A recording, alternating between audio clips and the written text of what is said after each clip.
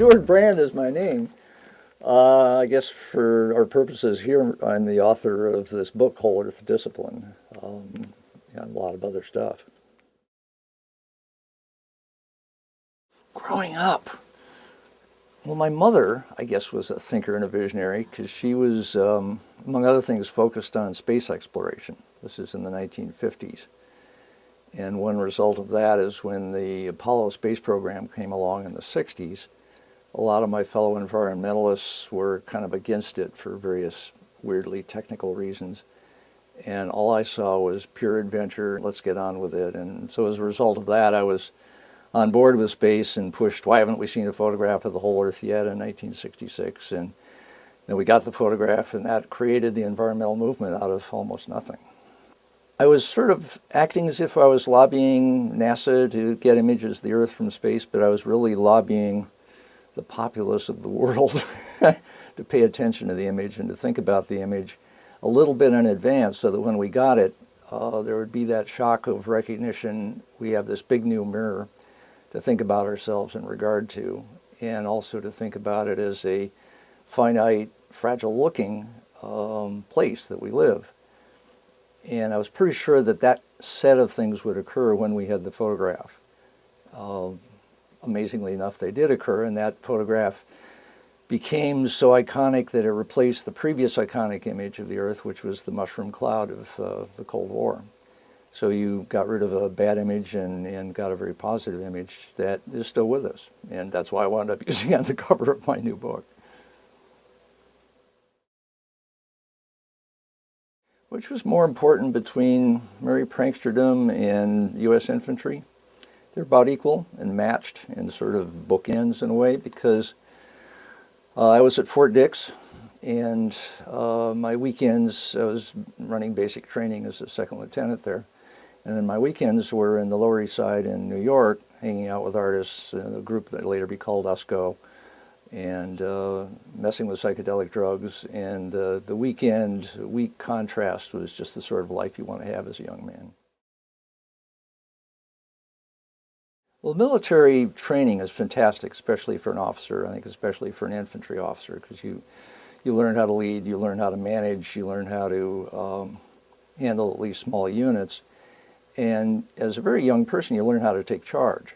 So, typically a 20 or 21-year-old isn't in charge of much in civilian life.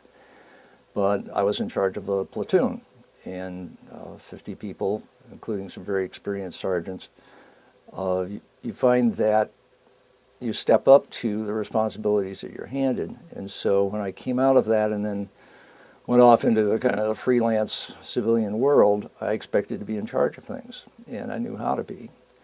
So one of the things I found with Merry Pranksters and the Ken Kesey group is that there were a number of ex-military people in that group. Kesey was not, but his number two, Ken Babbs, had been a helicopter pilot with Marines in Vietnam.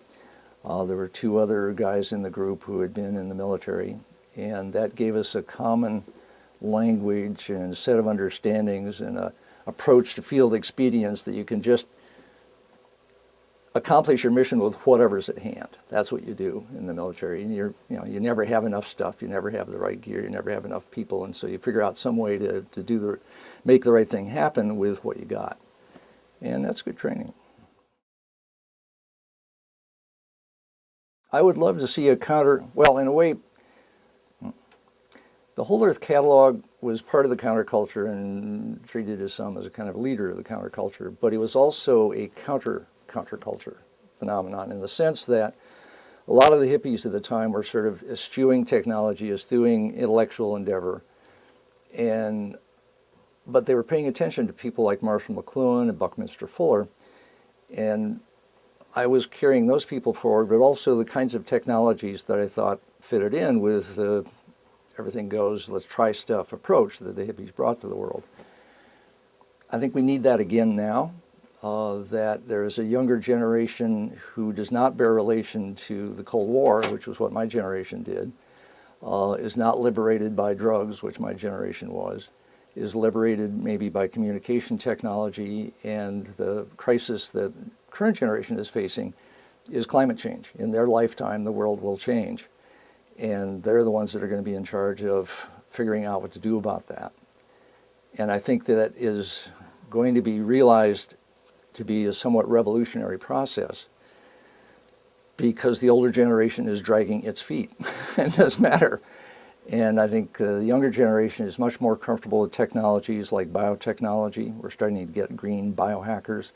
They're much more comfortable with communication technology, obviously. And so the cell phone revolution in the developing world is something that young people feel a part of. And I think they're going to be much more comfortable with nuclear technology because they don't have the Cold War legacy of fears about atomic weaponry. Whole Earth Discipline is a pretty ambitious book. It is basically putting out an environmental agenda across the board for saving the world from the worst of climate change, but also saving the environmental movement from the worst of its misdirections, which has gone off. Most of what the environmental movement has done, I think, is superb, and I've been a part of much of that.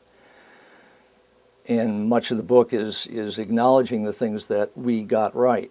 But I'm also trying to acknowledge the things that I think we got wrong, especially in light of climate change, especially in light of the way the world is rising out of poverty very, very quickly. And 5 out of 6 people in the world are coming into the middle class. They have the energy needs of that. They have the food needs of that.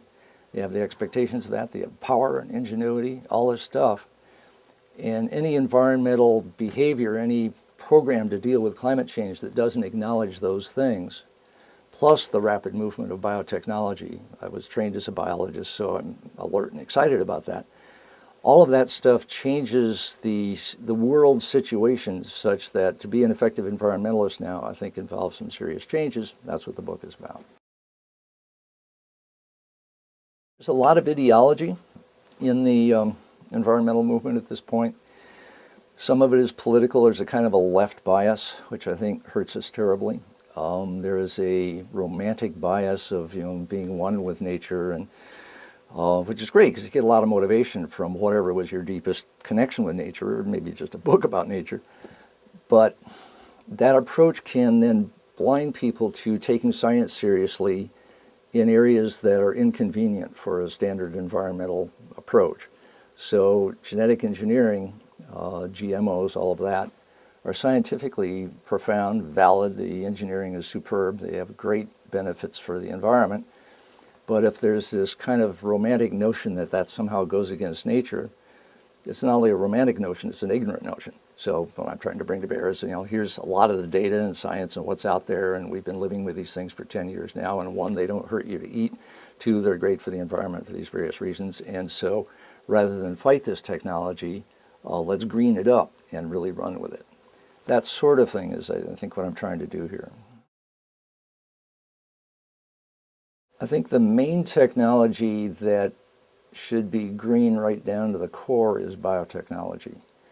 So much of the environmental movement is biologically based. For a long time, we were called ecologists, though very few of us were, though I was once.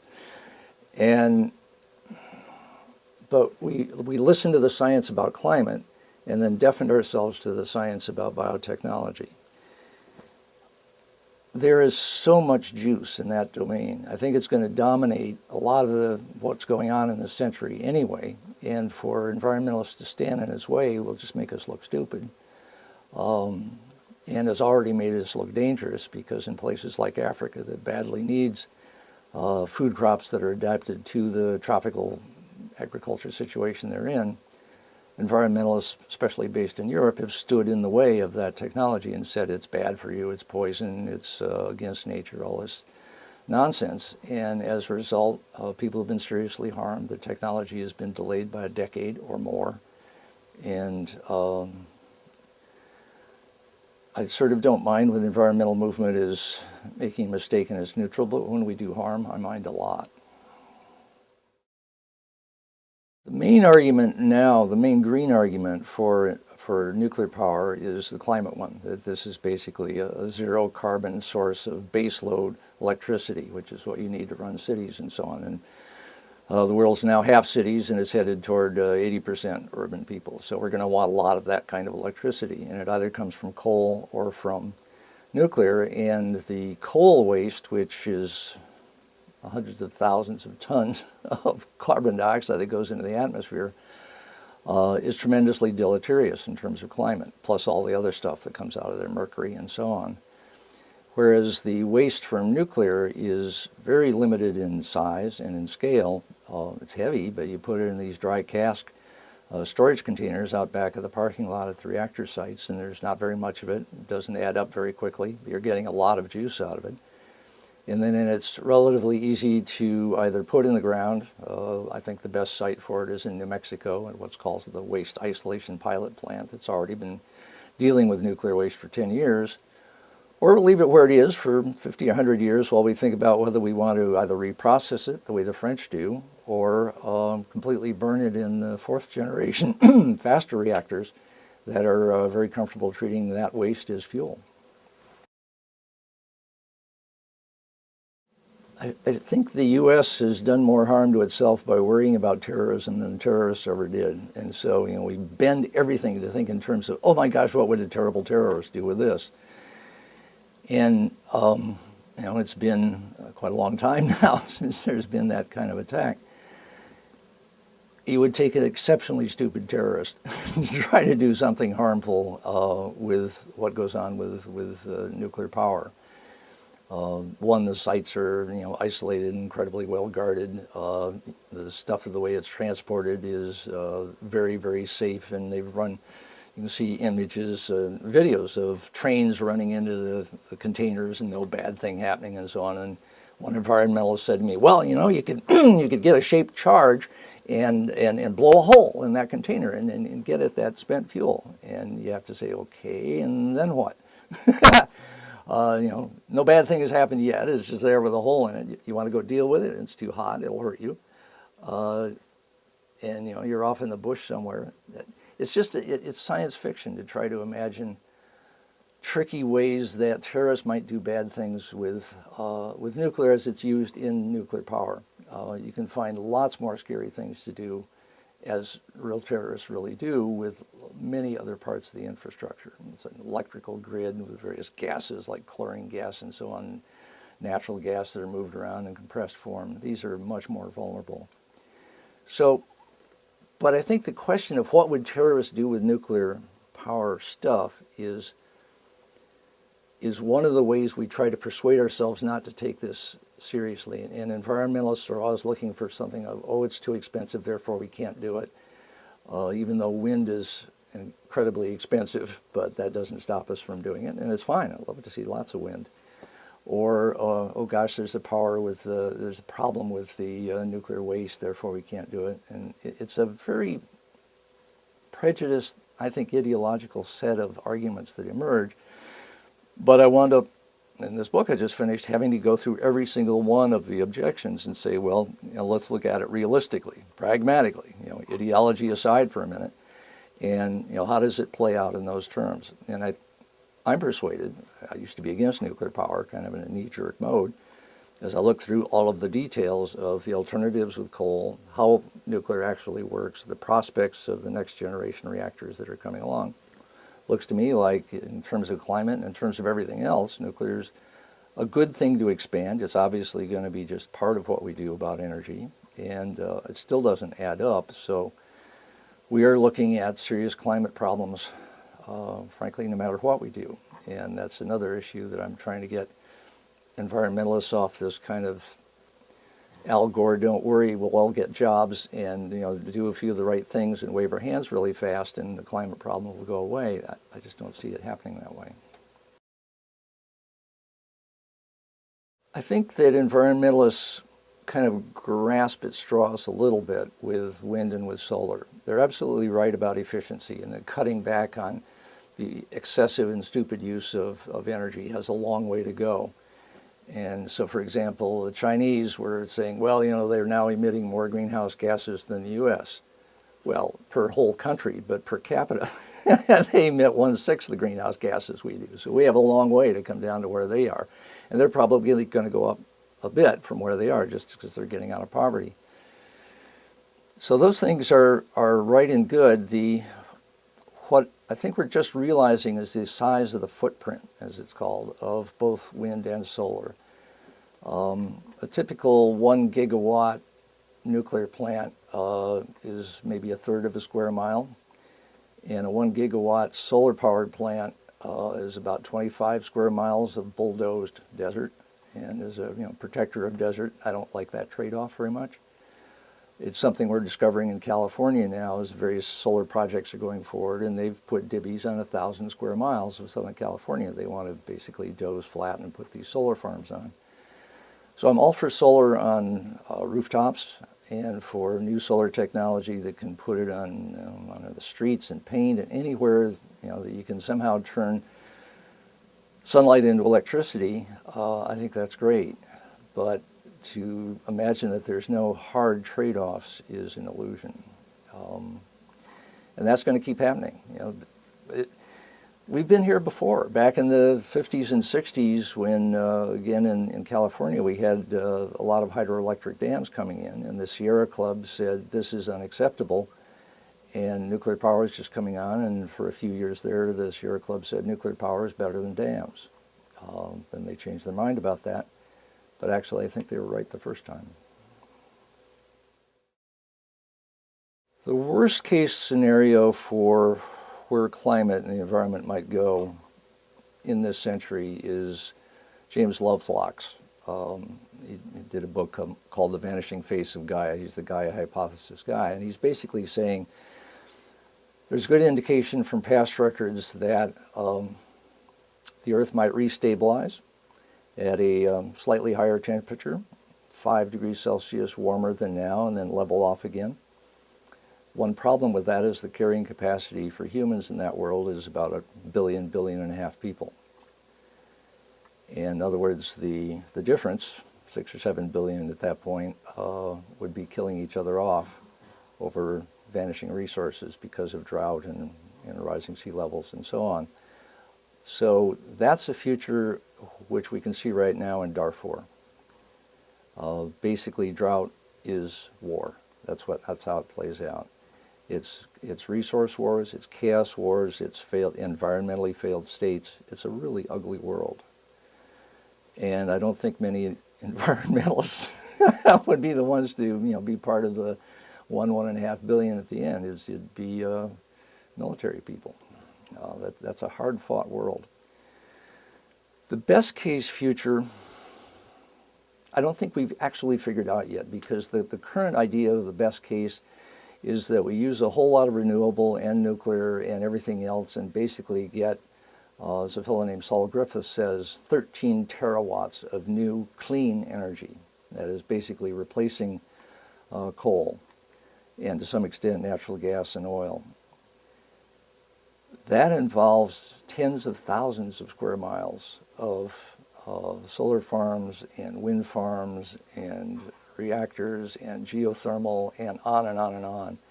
And you add it all up, and it's pretty horrifying to contemplate building it, contemplate connecting all of it by grid to where the people are, which is not usually where the wind or the sun is. And doing all of that in a political environment which is still debating whether or not we even have a climate issue, and time is wasting. So the best case so far is actually pretty grim. And then that forces me back to, why is James Lovelock optimistic? Why am I still smiling? It may well be that the experience that we had in England and in America of the Second World War gives us perhaps an unwarranted optimism that, this is 1938 and we're doing various forms of Munich and sort of pretending to ourselves that the problem is not as deep as we thought, but lots of people are realizing and muttering to each other, the problem is really, really serious and it can become quite terrible, and we don't know what we're going to do about that. So there's this strange period of denial and argument and so on going on. But on the other side of it, if we mobilize, and this time there's no human enemy, except ourselves in a weird way, so it would be a world mobilization, it could be a pretty exciting time. And it's actually something that makes me regret being 70 years old, because I'll probably miss the most exciting stuff in this century as the world deals with taking hold of the planet at planetary scale with things like geoengineering, with things like radically redesigned agriculture, radically redesigned cities, I hope, which could be way more fun than they are now. It's going to be an exciting time, a weird time, an unpredictable time, a fast-moving time, and I hate to miss it. I think I have a pretty profound faith in the market to always find a way to charge for stuff if people find it valuable. The scarcity issues keep moving around. But back when I said information wants to be free and information wants to be expensive, and then the constant battle between those two over the same material is kind of what is driven forward by technology and is also drives technology forward to some extent. I don't think that contradiction is going to go away, because it's not a contradiction, it's just a paradox. And a paradox is constantly restating its opposite. That's how it works. So the people who are managing expensive information are going to be continually feeling undermined by information coming along they feel is directly competitive and has this unfair price from their standpoint of free. And people are finding ever more ways to casually create, distribute, consume information in this relatively free fashion. But it's just like conversation. Conversation has not been commoditized, except to the extent that we ran it through telephones for a long time.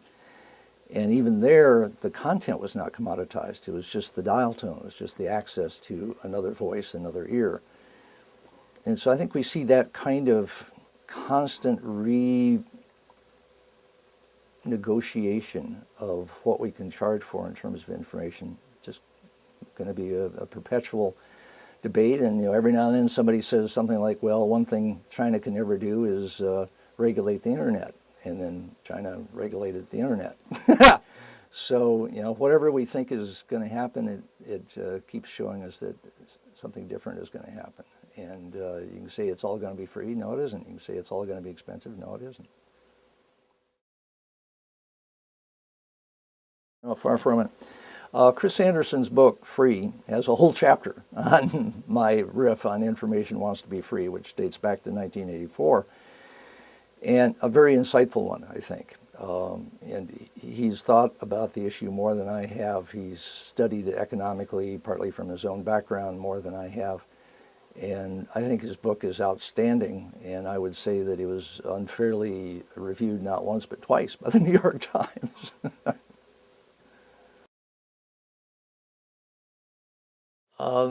The technical term for that is logic chopping. And, Gladwell sometimes waxes eloquent and uses language to refer to things that are not technically precise.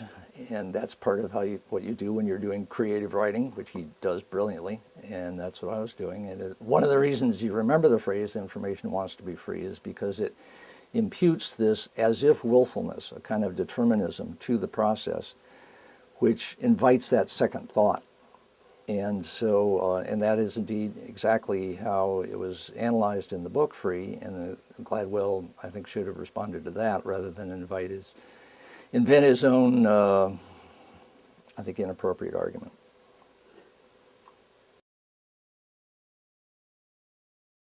More. Choice. Options. Sifting. Like everyone, I'm relying more and more on various blogs to funnel information that I could not probably find directly on my own, but indirectly through these blogs is a terrific way to collect it. Because it's digital, I can go there, I can, click, click, click, I'm there at the original source. 2 more clicks, I'm into their sources. I'm doing this myself. I have an online version of Whole Earth Discipline that has all of my research, live linked with illustrations and charts and all this other stuff that I've nabbed semi-legally from the various sources on the net. And so anybody who either agrees or disagrees with my book, with the arguments I'm making, can go and look at the material that those arguments are drawn from and draw their own conclusions. That kind of access on the net is unlike anything we've had with nonfiction books before. My expectation is that all nonfiction books will be expected to provide that kind of environmental apparatus of the stuff that the book is nested in and built right around it. Electronically, that's easy to do now with the web. So all of this is, I think, a fantastic gain. My strongest feeling is that anybody who wants to be active in environmental, the whole environmental realm now needs to focus on science. Many of them already are, but not just ecology, but microbial ecology, because that's the breakthrough area. We're finally understanding the beginnings of what's going on with microbes, and they rule the world. So if we understand how we do that, we'll have some sense of how to join their balancing act. But I want everybody to study journalism so they know how to write to a deadline, and to study acting so they know how to perform in front of a camera, and to study anthropology so they get out of their own tiny little mindset, and to study a few languages so also to get out of their tiny little mindset, and to travel like mad and to get out of Dodge.